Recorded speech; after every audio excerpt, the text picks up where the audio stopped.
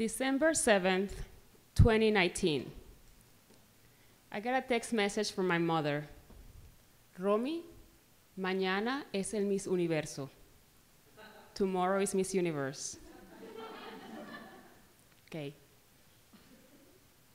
Next day, December 8th, 2 hours before the Miss Universe, another text from my mother. In 2 hours is the Miss Universe. I did what I do every year. I first rolled my eyes, and then I said, gracias, mami. Thanks for the reminder. So I did what I do most years, turn on the TV, watch the Miss Universe. But you may think that this is something unimportant, but what you gotta understand is that where I'm from, Venezuela, pageants, beauty queens are a big deal. We are obsessed with them. So much that we are #1 in crowns. We're only tied by the United States. We have 7 of them, 7 Miss Universe, 6 Miss World, 2 Miss Earth, and who knows what else, many more. When I first started traveling outside of Venezuela, and I would tell people that that's where I was from, usually I would get a similar response, Venezuela, the country of beautiful women. And I would often joke, of course, obviously, look at me. The thing about it is that that is a joke, because the truth is that I never really connected with that statement, because all of our beauty queens don't really look like me.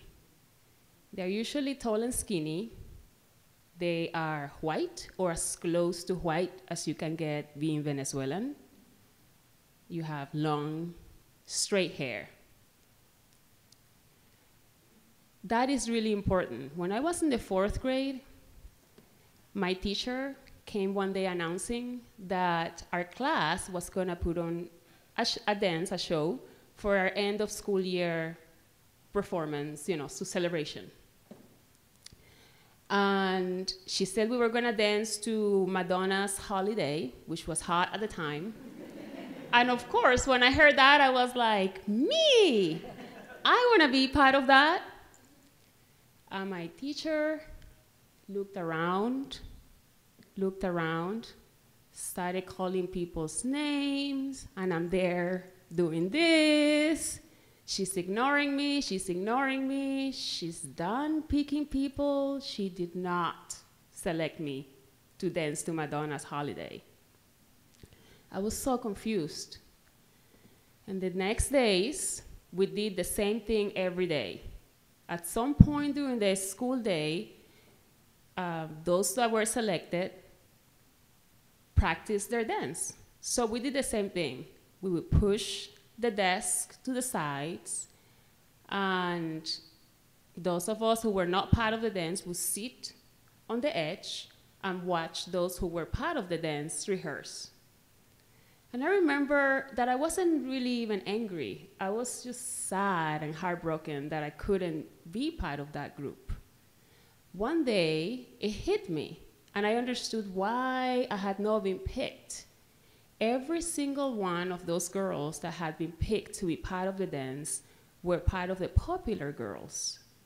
They were white or as close to white as you can get, being Venezuelan. They had long, straight hair. None of those characteristics I associated with. And that day, I understood why I was not really valued, and I did feel less than.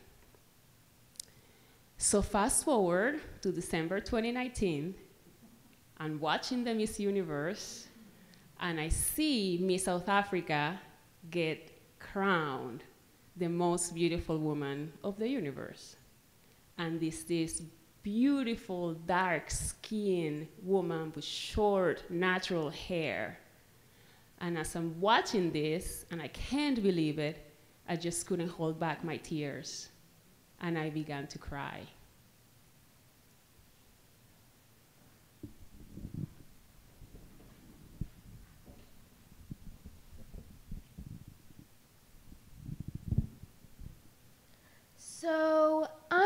sitting across from her in the living room. And I'm trying to get my homework done because my teachers are the kind of teachers to give you homework on the weekend. So as I'm trying to watch the show and get my homework done, I look across the room and I see my mom crying.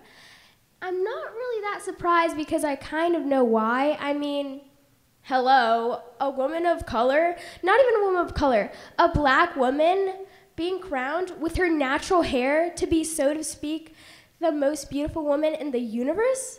That's monumental. So I'm like, wow, this is amazing. But I don't really know if I'd cry, because like my mom's done an amazing job. Like for example, whenever we see someone with their hair that's like natural in their big, beautiful afro, she's like, wow, look at that amazing, beautiful person with their amazing afro. So she's always been one to point out that kind of stuff. But it hasn't always been like this. Like when we used to live in New Mexico, I hated my hair. Now, I don't really think I hated my hair, but I wasn't fond of it. Like for example, there weren't really any other girls of my skin tone or darker with my kind of hair, or any actually girls at all with my kind of skin tone.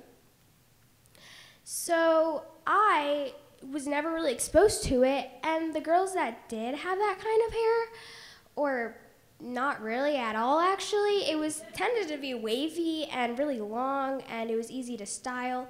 Well, easier than my hair, because my hair is kind of a big poof, but I love it still. And so, like, also Disney, they were just starting. Like, they only had The Princess and the Frog, and then they had Doc McStuffins, which if you don't know who she is, she's this little black girl with two braids, and she imagines to be a toy doctor and takes care of her toys. So those are really the only kind of things. But luckily, 2 years later, we got to move to Haiti when I was about 5 years old, and that's when I was like, wow, and I got to wake up. I was like, look at these amazing, majestic queens walking on the streets with their amazing hair. Like, oh my goodness, look at this. This is amazing. So then about a year later, we moved to Massachusetts, Northampton, and I'm like, I want to get more involved. So me and my mom, we decided to volunteer a little bit more with Black Lives Matter, and I learned a bit of stuff. Now, fast forward, now we're in Connecticut, and December 8th, I'm in the living room, and I'm like, wow, this is amazing. Okay, we can move on now.